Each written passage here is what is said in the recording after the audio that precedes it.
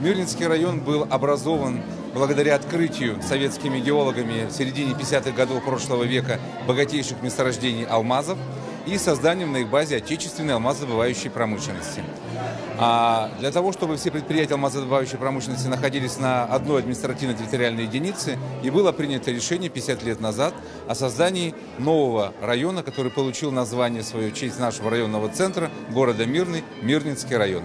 Мирнинский район – это основной центр алмазодобычи Российской Федерации, где добывается около 90% добычи алмазов в России, 15% мировой добычи алмазов. На территории района, кроме добычи алмазов, также находятся две гидроэлектростанции. Это Каскад-Вилюйский ГЭС имени Евгения Никоноровича Ботанчука, это Светлинская ГЭС. 30% электроэнергии вырабатывается на территории района.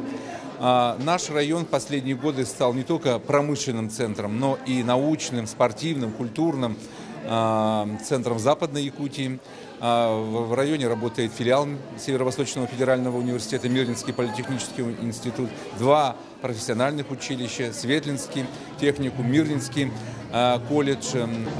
Наш район многонациональный район, на его территории проживают почти 80 национальностей. Но это было связано с тем, что в свое время, в 60-е и 70-е годы, алмазодобывающую промышленность создавали, участвовали в ее становлении представители всех бывших союзных республик нашей страны, Советский Союз, откуда многие из нас родом. Перспективы района связаны также с дальнейшим развитием алмазодобывающей промышленности, с деятельностью акционерной компании «Алроса», которая является бюджетно-образующим предприятием не только нашего Мирнинского района, но и всей республики Саха-Якутия, связаны с развитием нефтегазового комплекса. На территории района находятся богатые залежи нефти, газа. В прошлом году с территории Мирнинского района было добыто 1 миллион тонн нефти обществом Тасюряк-нефтегазодобычи.